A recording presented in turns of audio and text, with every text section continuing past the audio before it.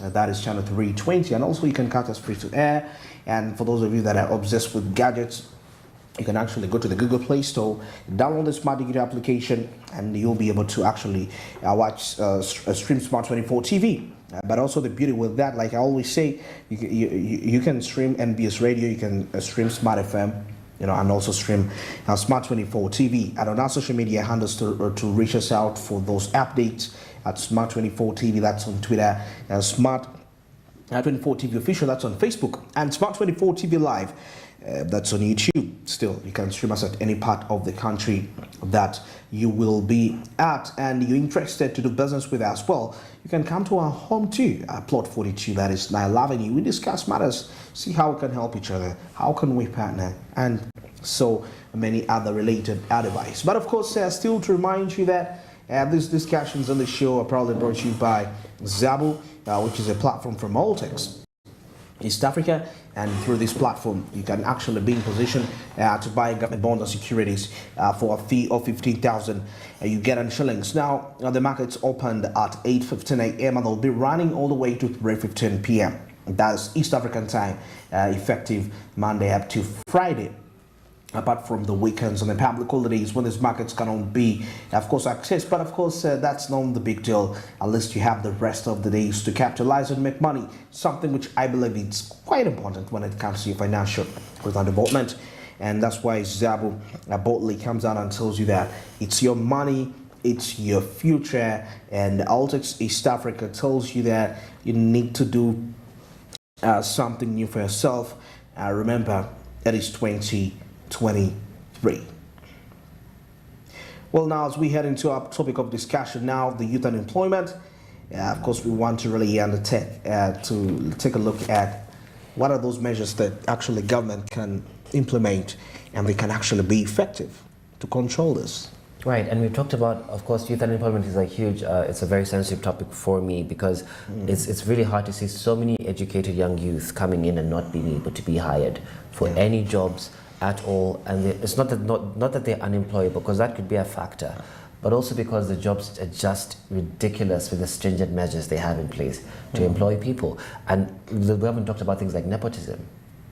Nepotism is a huge thing here, where you have to know someone to know someone to know someone to be hired. So they'll pull out a public post for a job, like we saw in the New Vision this morning. There's over jobs for Total Energies, Royal Danish Embassy, Medical, Access Uganda. There's so many jobs they're putting out, so you should be able to apply. Please apply. Don't be biased. But obviously there's a bias around applying for jobs amongst youth, because they're thinking, I've applied for over 50 jobs, I've not been getting any answers. Or we're thinking that a lot of the people inside there are hiring their own people. They just put out the job for formality, but they're not really hiring. To some extent, it's true. So you find that a lot of people have that bias towards even applying for jobs. They just don't have the need. So the idea of unemployability could be another factor, where they just don't feel the drive to want to be employed anymore, right? Because they're saying, why should I work for someone for 30 years, 60 years? People are done with that. We're having a more business mindset. Okay.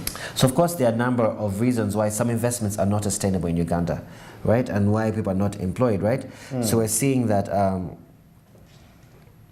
we're seeing, of course, the high levels of we talked about the corruption in Uganda. It's crazy corruption in Uganda. So people are playing around in these businesses, right? So definitely. It's hard to employ anyone. Businesses are going under every single day. It's ridiculous. I mean, what are your thoughts on this, Barija? Very true. I absolutely agree with you on that. But also, I love to talk about something about, I read an article where somebody was actually making a point and saying that there is this aspect that comes in that people feel like they're so connected and they really have to do nothing.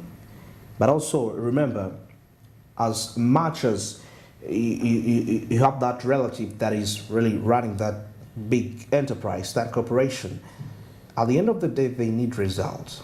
Because for you to be able to say that I can trust you to give me a job, it's because they employed people that were competent during that time. And these people were actually in position to give out, to give the best services. Now, as we can take a look at the youth unemployment, which is quite a huge challenge, and there are we need to understand what are those specific steps that government can actually take to solve the problem of the youth unemployment. Now, of course, there is education and skills training, because one of the best ways to reduce youth unemployment is to ensure that young people have the skills and qualifications that the employers are actually looking for. And we see that the government can also invest in education and skills training programs, particularly in areas like vocational training and entrepreneurship. But you see, I always have a question which I ask myself that, okay, the initiatives, the vocational institutes are being put out there. What is people's response towards? Are the youth really responding to some of these initiatives? That is also quite a key factor. Also, the conversation the mindset. the conversations around the marketing of these vocational jobs and the marketing surrounding things like firming, the marketing surrounding things like extracurricular jobs that you can be able to do to bring in money. There's a marketing around it where in our education system, we only seem to market the top 3 jobs, which is being a doctor, an engineer, or whatever, something in that space, because traditionally that's what our parents would throw down on you. If you're not a doctor, if you're not an engineer, if you're not something, then you're not as successful. It's just a mindset around it. So we have to have a different marketing in our education system to be able to promote other. For example, for me, I speak about 4 languages, including French, about 6 languages, including French. But because my parents pushed that on me and said, you need to learn an extra skill. And when I was young, I was like, what would I need French for? But the learning of French has awarded me different opportunities to be able to work in different countries, like Burundi, like Mauritius, like Congo last year. So that idea that we can promote your skills, your talent in other ways besides just learning math and science and chemistry is what's going to create a nation where we have more job creators, where we have more opportunities to upskill, where we have more opportunities to diversify our portfolio. But if you have a limited portfolio, it is very, very hard. You're only waiting to get paid, you're waiting to get hired by somebody. Sometimes you have to take back your future. We're in an environment now where you can't be doing just the one thing. People that are employed are having other investments that they're doing to be able to create. So I implore the youth. I actually implore the youth right now to be able to think outside of the box. If you are a youth right now, please make your way to the trade fair. And you'll be inspired by a lot of the things that are happening, by a lot of the ideas. There's so many things that you can do from your home. I saw people who are selling soap that they made from their household. And do you think they had any skills in science and chemistry to make the soap? No, really. They found this on YouTube. I was interviewing a few people. This is a person that got the skills from YouTube, how to make soap locally from your own bathroom, from your own back door. And guess what? She was able to get packaging. You buy a few bottles for a few thousand shillings. You put the bottles, you package it, and then you sell it at almost showgrounds. You sell it. I mean, it costs you how much to source the materials? Maybe it costs you about 100,000 to source the materials, right? And then you're able to get profit of over 300,000. That is great. In selling it. What I'm trying to say is we have to have an entrepreneur mindset.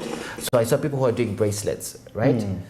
Young people doing bracelets and was showcasing at UMA. I love the initiative. I saw a lot of Ugandan people doing herbal products, skin products, hair products, young ladies, young people, under 25 meanwhile, that were doing this, right? So with this problem of unemployment in Uganda at a constant increase, we need to be able to start to think, what can I do as my part, as an individual, to be able to curb, it's like a matrix. How do I fight this matrix and get out of the matrix and do something that's going to bolster my own income?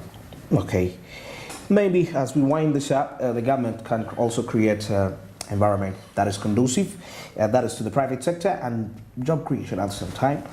This includes measures such as the reducing of the taxes and regulations and investing in infrastructure and providing tax breaks. And now there is also the aspect of support to the young entrepreneurs and promoting gender equality.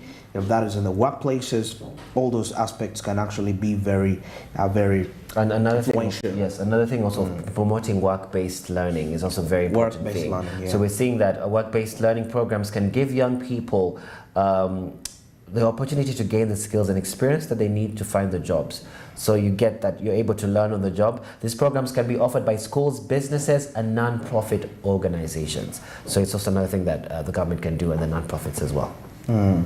Okay. Well, it's 20 minutes past 9, and we're discussing matters to do with youth unemployment. And yes, what is your mindset as a youth out there? What's your attitude towards work? And what do you think? Have you mastered the science of money, the psychology of money? That is quite key. That is going to be one of the determining factors of how you're going to approach certain aspects of your life. Well, I still love to remind you that the Market on the Zebra platform are on as we talk right now. You can participate by simply dialing *292 hash, which is the code for you there, and this will avail you with options where you can be in position to actually buy bonus securities for 15,000 Ugandan shillings. Now, the markets are opened at 8:15 and they'll be running all the way to 3:15 p.m. That is East African time, effective Monday up to Friday, apart from the weekends and the public holidays when those markets cannot be accessed back. That's not the big deal. You have the rest of the days to make money, something which I believe is quite key and important when it comes to your financial growth and development. Zabument is a reality for you, and it tells you that it's my money, it's my future. And also East Africa tells you that you gotta do something new. Well, now we take a break and shall be returning to dwell more on further and other aspects of youth unemployment. But of course, we shall also be looking at the youth unemployment in other countries. For example, how is it like in those nations in East Africa?